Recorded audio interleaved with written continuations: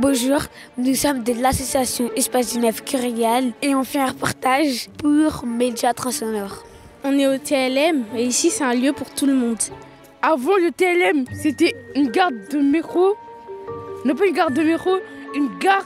D'ailleurs, on voit encore les rails par terre avec la verdure qui a évolué. On habite dans le 19e et on est venu au TLM pour rencontrer des gens qui travaillent ici. On a interviewé Leslie et Lisa. C'est qui Leslie et Lisa? Leslie, c'est la responsable des programmations au TLM. Et Lisa, c'est celle qui travaille à la textilerie.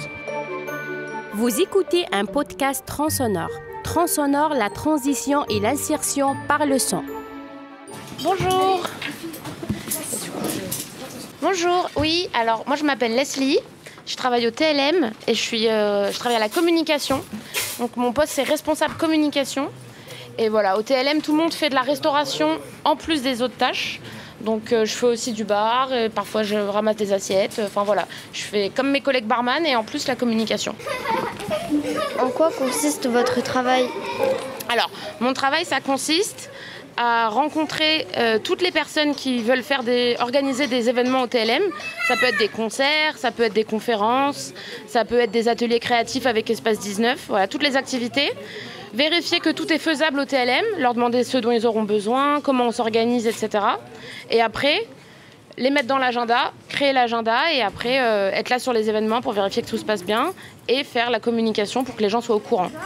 Voilà, discuter avec vous, ça fait partie de mon travail aussi. Peut-être on fait un petit tour, non? Ouais, alors on va faire un petit tour du TLM. Pourquoi avez-vous choisi de travailler ici? Alors moi j'ai choisi de travailler au TLM parce que mon travail avant de venir ici c'était de travailler pour des producteurs de concerts ou des producteurs d'événements. Et j'ai vu cette annonce du TLM qui était postée sur les réseaux où on recherche du travail quand on travaille dans mon milieu. Et comme ici on organise plein d'événements et pas que des concerts, je trouvais ça encore plus intéressant. Et en plus ici c'est vrai que le travail il a une partie très intéressante je suis pas derrière un ordinateur toute la journée comme je l'étais dans mes anciens boulots. Ça c'est assez agréable.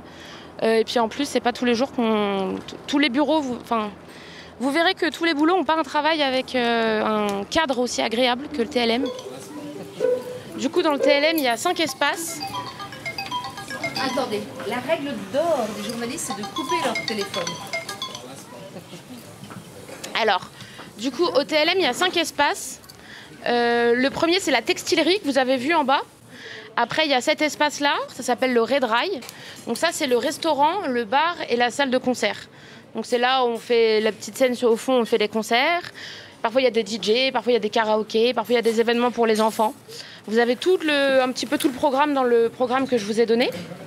Et donc ça, voilà, c'est notre salle principale. Le troisième espace, c'est la mezzanine en haut. C'est aussi une salle où il va y avoir des baptêmes, des mariages, des Pax, ou des cérémonies religieuses, des cérémonies funéraires. Il y a aussi en haut des cours de flamenco, des cours de yoga, des cours de tai chi, tout ça c'est gratuit. Ou alors il y a des activités organisées par Espace 19. Avant, c'était quoi le TLM? Alors avant le TLM, c'était une usine, c'était ce qu'on appelle une gare ferroviaire. Ça veut dire que c'est un local qui servait à entreposer du charbon pour les usines qui étaient là à la place de la cité. Et donc en fait ici il y avait un rail qui passait là sous nos pieds, hop, qui s'arrêtait juste devant le TLM et le train amenait le charbon et le charbon on le gardait dans le TLM. Comment est née l'idée du TLM d'aujourd'hui?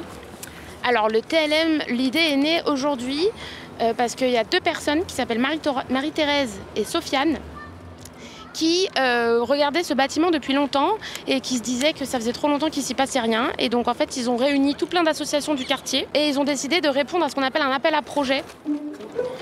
Qui a décoré l'intérieur du TLM? Avec quel matériau?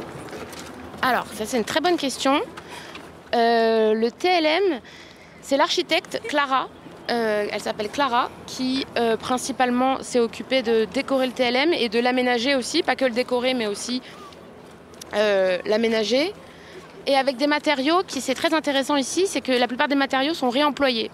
Ça veut dire que on a utilisé des objets qui servaient à autre chose pour faire une nouvelle utilisation. Au lieu de les jeter à la poubelle, on les a pris pour s'en resservir. Donc par exemple, vous verrez le plafond du TLM, il est tout jaune. Et ben en fait ça, c'était une toile de montgolfière. Tu vois une montgolfière, c'était sa toile, ce qui permettait qu'elle vole. Et ben ça, c'était par exemple, voilà. Et sinon, il y a la fresque avec toute la peinture là. Ça a été fait par des enfants du quartier d'ailleurs, qui étaient venus avec Espace 19. C'est eux qui ont tout peint, avec l'aide d'un artiste, mais voilà.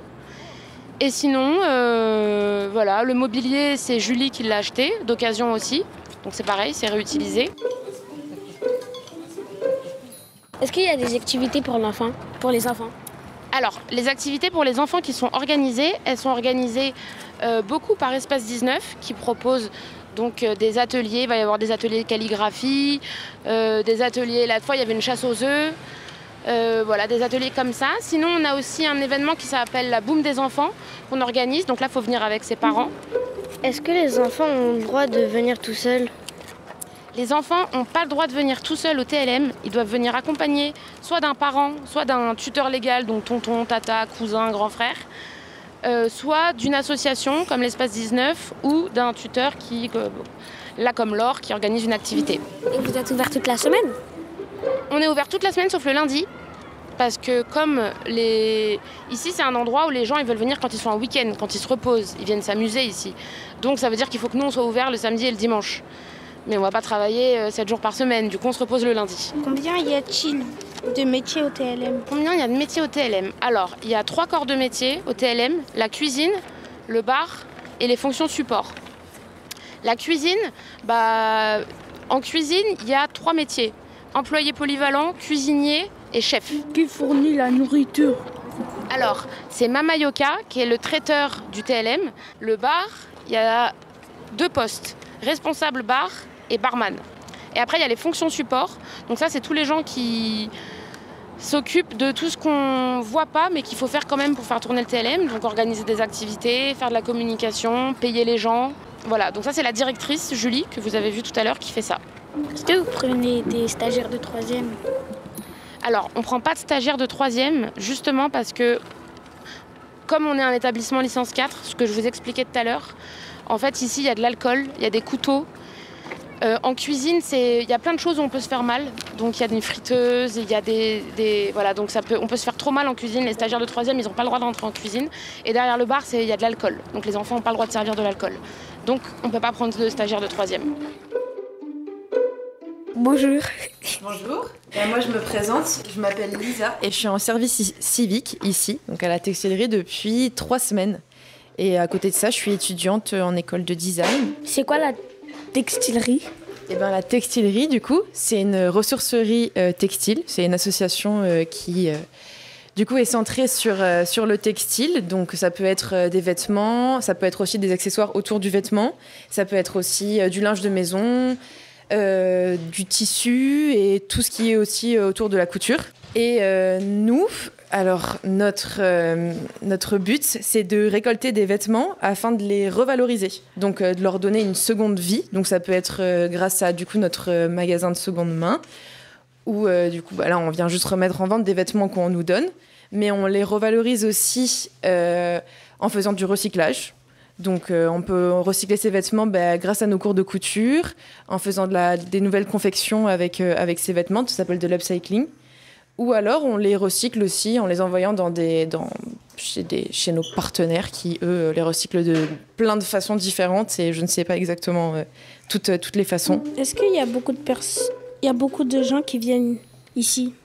Oui, il y a quand même beaucoup de passages. Il y a beaucoup de personnes qui nous donnent des vêtements, comme beaucoup de personnes qui viennent aussi acheter des vêtements. Puis on donne aussi des cours de couture, donc il y a aussi pas mal de passages vis-à-vis de ça. Est-ce que ces gens aiment cet endroit? Je pense que oui. Enfin, en général, les gens ils sont très curieux, ils posent beaucoup de questions et ils ont l'air d'être contents de ce qui se passe ici. Qui a le droit d'utiliser les machines à couture?